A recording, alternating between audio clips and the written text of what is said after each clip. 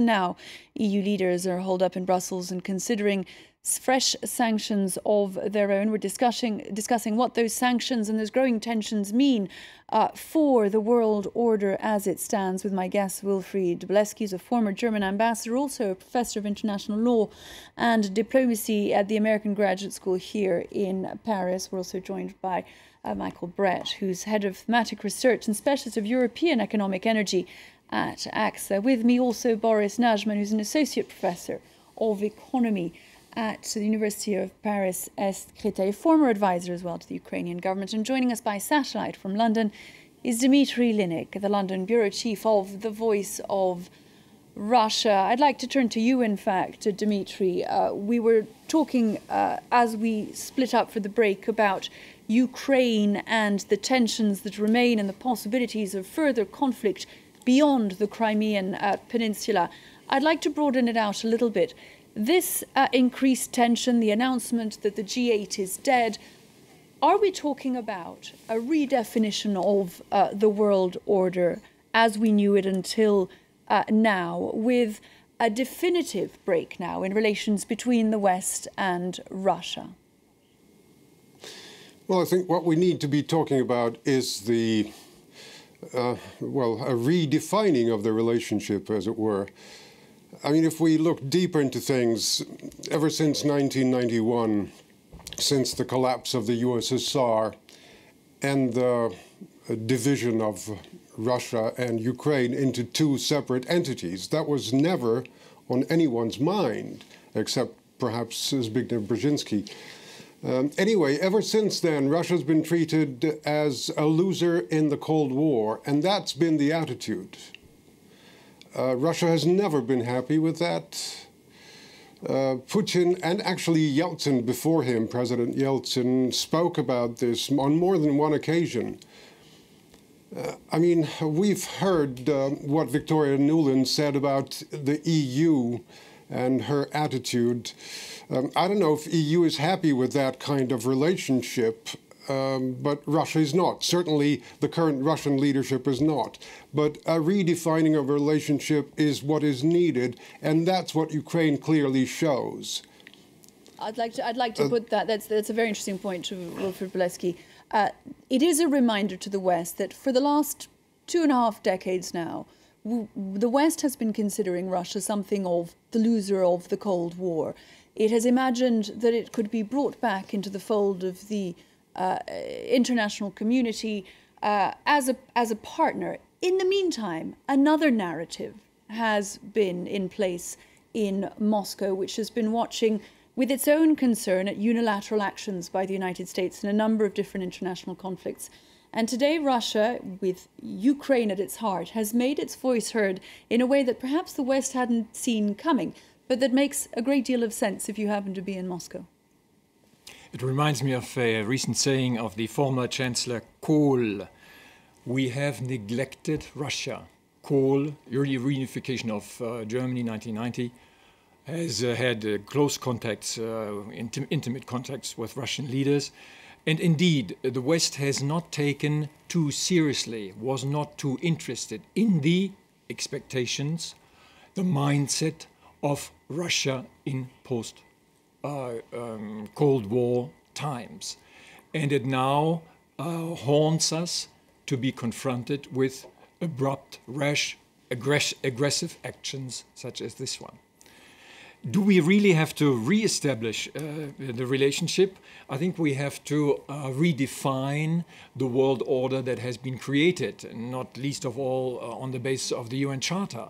And these basic principles, non-recourse to military means, respect of sovereignty, non-secession, R2P as a last resort, this has to be put to the global debate in order to be reconfirmed and not unilaterally changed by Russia as it has been done now, right here in Crimea. Boris NAJMAN.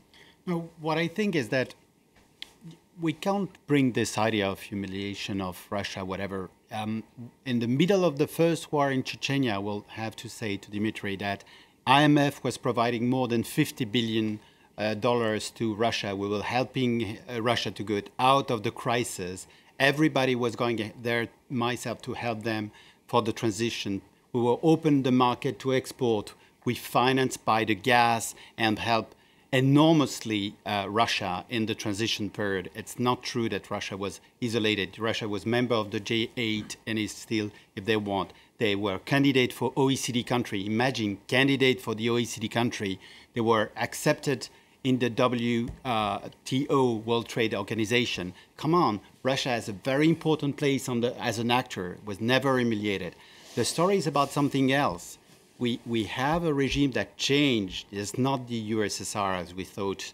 Putin is not going back to USSR. It will be good in a way if it is, but it's going to a very nationalist way, more inspired by Milosevic in a way to govern, to my point of view, using undressed, you mean military that are not official in Crimea, with not official Russian dress. Come on, paramilitary units. This is really dangerous. And this is something that it is at risk at the moment. It's not the official Russian army going on. I'd like to put that to Dmitry, LINNIK, if I may. It has been said of this particular crisis that it is a reminder that Russia's actions are a reminder not of its strength, but reflecting what Boris NAJMAN just said, of its weakness.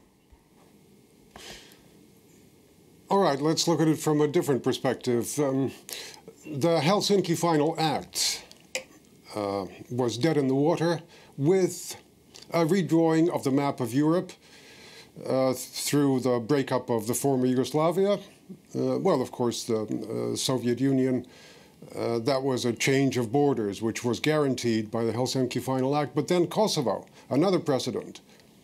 So it wasn't Russia that started it, a recarving of European or indeed world borders. Now, on the question of Russia getting a lot of help from the West in the first years after the breakup of the USSR, I'm not sure my figures would correspond to what your guest has just said. But what has been consistent is the movement of NATO towards the borders of Russia, in violation, in fact, of some agreements, unwritten, admittedly, with Gorbachev, you know, that NATO would not expand. So that is exactly what I mean. And that's been said by President Putin in 2007 in Munich, quite succinctly. We should have listened. It goes back to that question, does it not, of that difference of narrative. We in the West have seen Ukraine as an attempt on the part of Moscow to reassert its strength in its old sphere of influence. From Russia, it has been seen, just as Georgia had been, of another example of the West impeding on its own territory.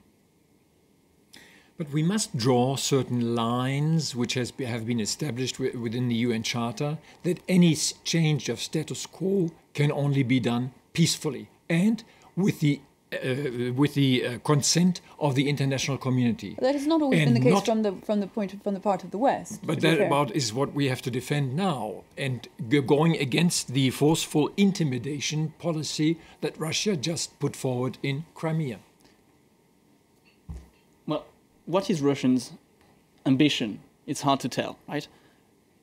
You can have a look back at history and economic history, and even in the recent years, these efforts of Russia to include Ukraine in its free trade zone is quite telling.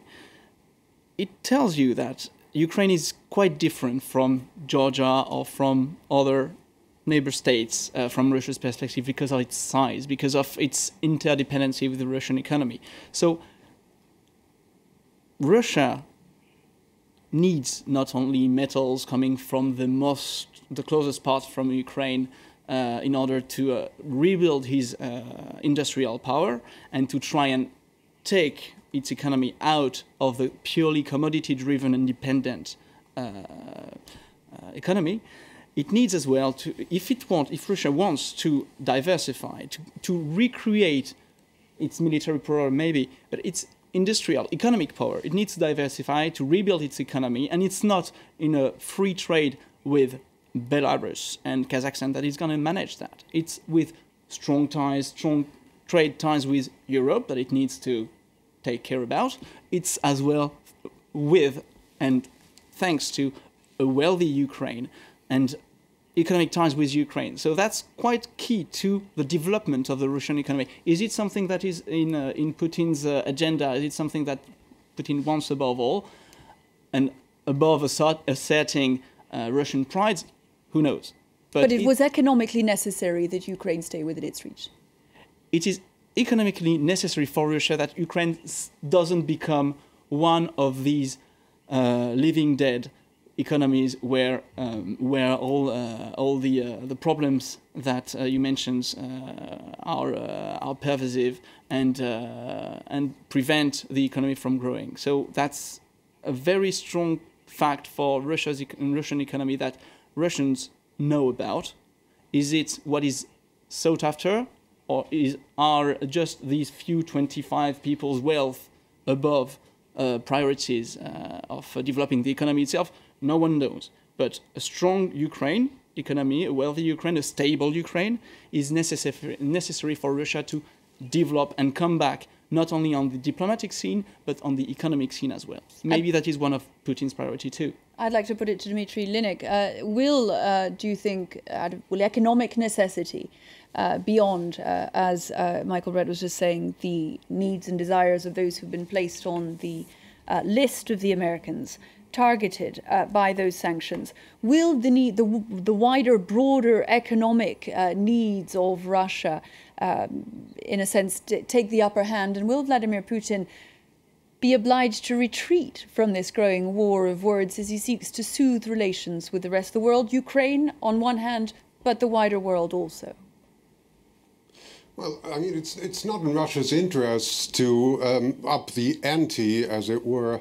We have to remember probably that Ukraine, and this is not in any way a disparaging remark, is a bit of a patchwork in terms of, its ethnicity, its territory, its history, and loyalties.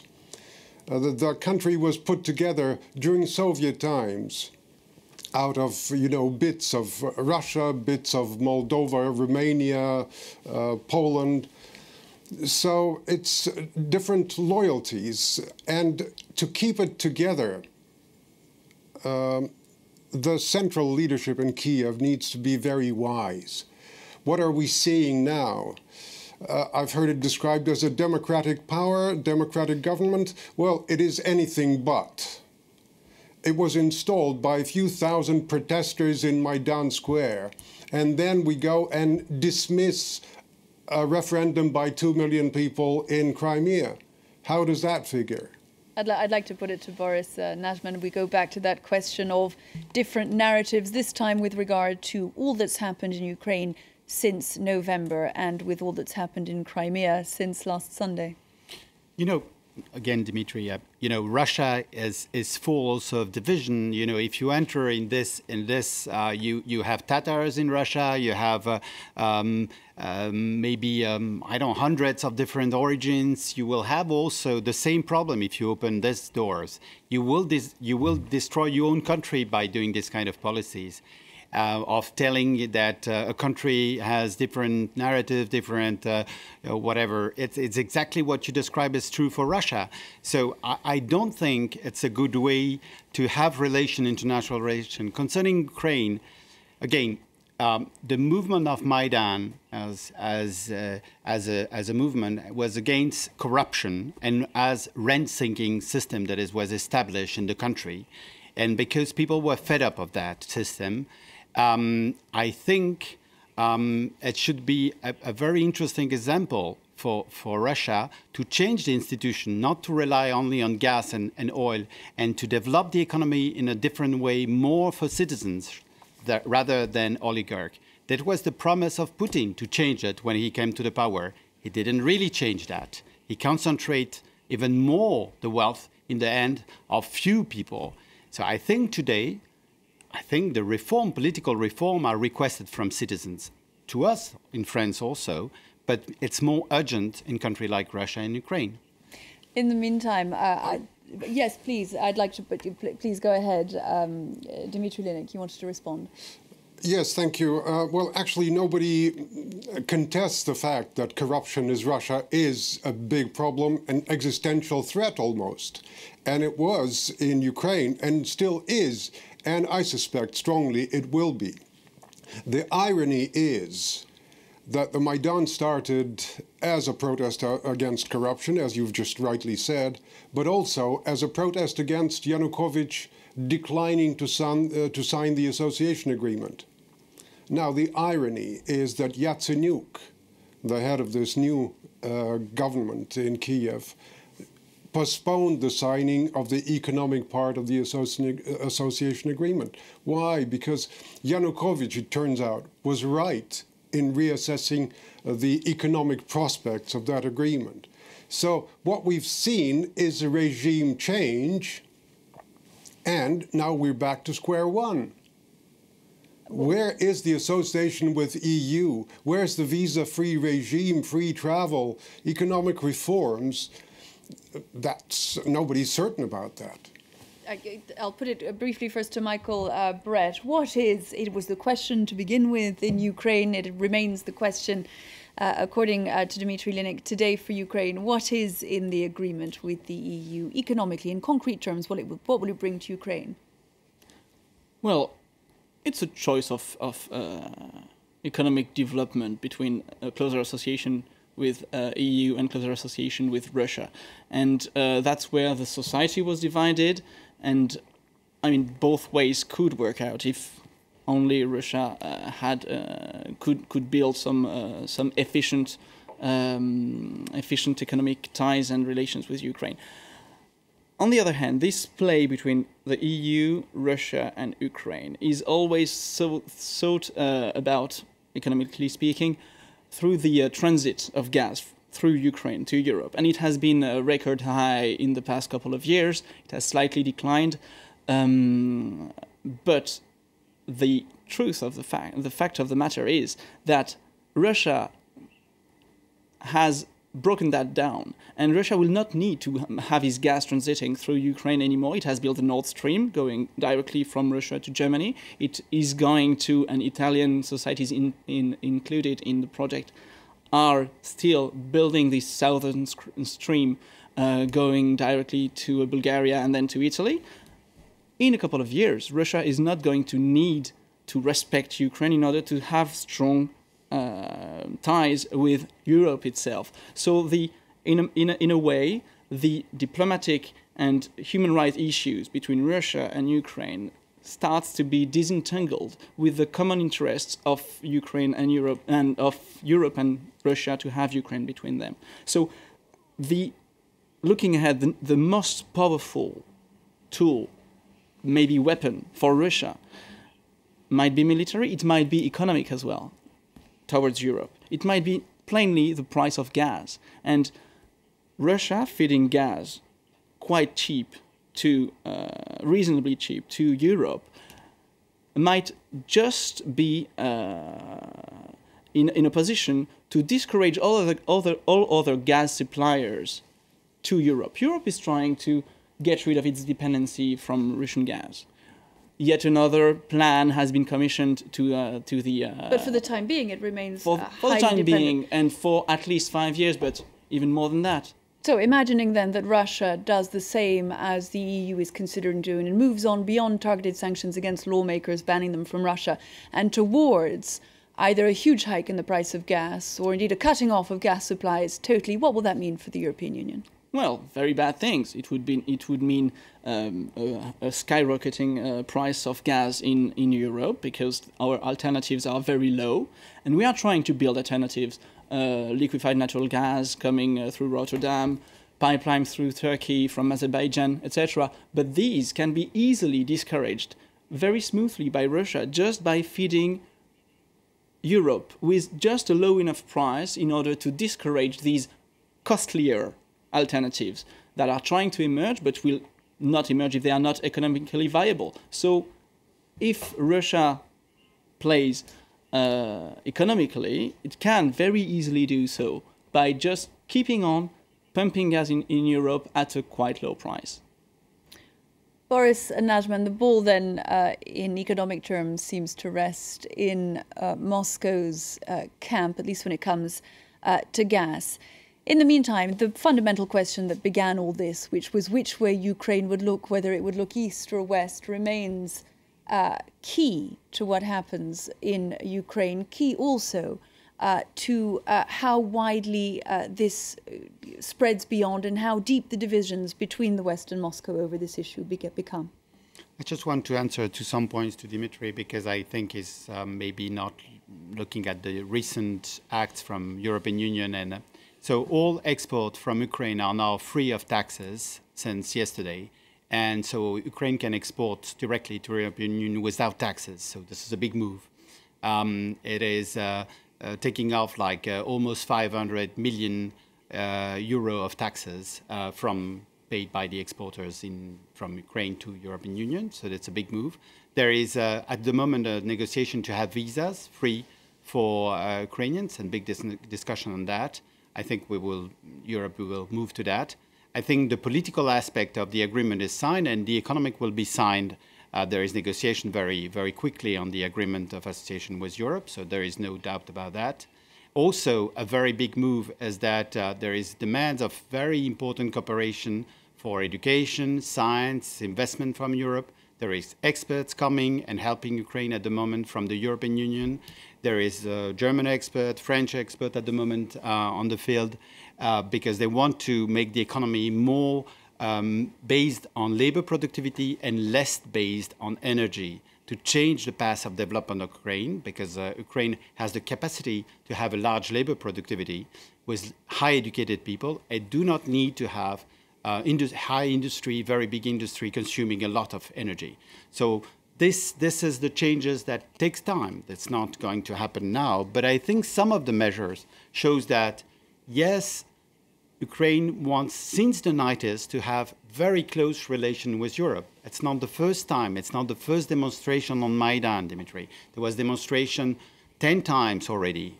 When I went there, there was demonstration also. So this request for more open Ukraine toward Europe, but generally speaking, more open also Ukraine, is something that is requested from the civil society in Ukraine. I'd like to put that to Wilfried Bolewski quickly. This is if Europe was slow in responding to that desire from Ukraine, it has understood the importance of Ukraine where Russia had never doubted it, and is acting now to make up for that lost time and offering Ukraine much more in the way of an attractive deal than it had been back in November.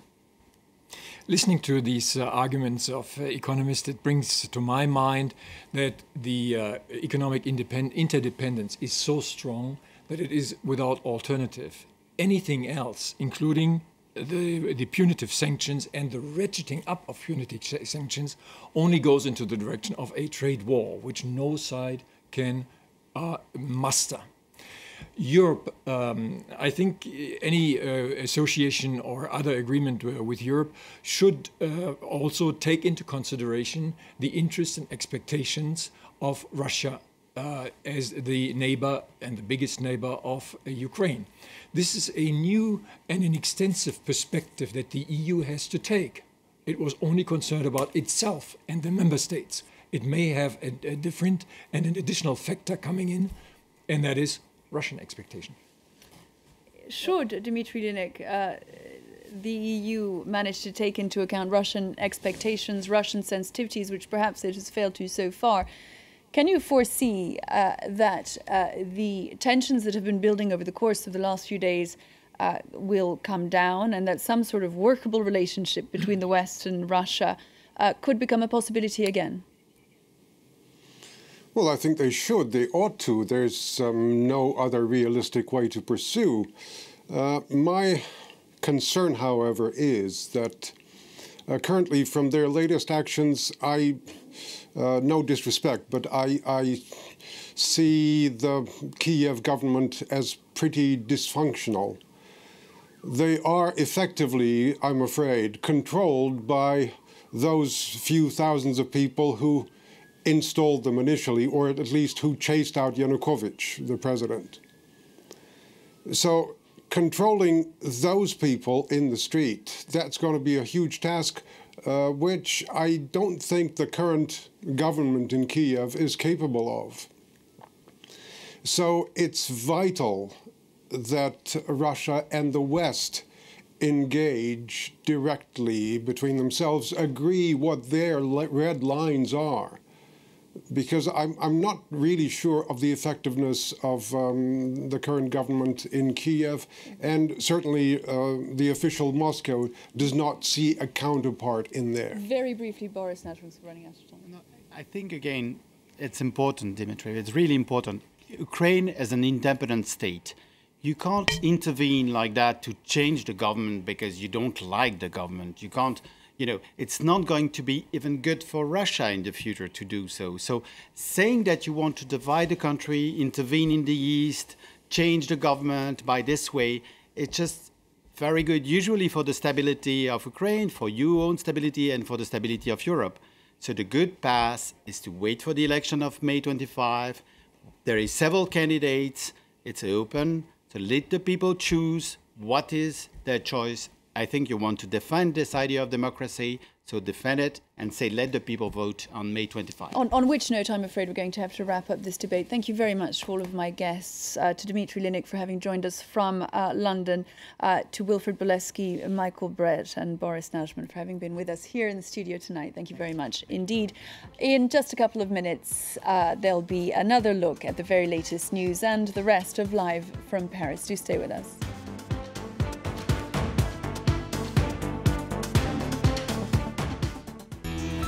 Saigon Revisited. Wednesday, April 30th, 1975, Saigon, the capital of South Vietnam still controlled by the Americans, is surrounded by North Vietnamese troops. Communist forces quickly penetrate the city, putting an end to the Vietnam War.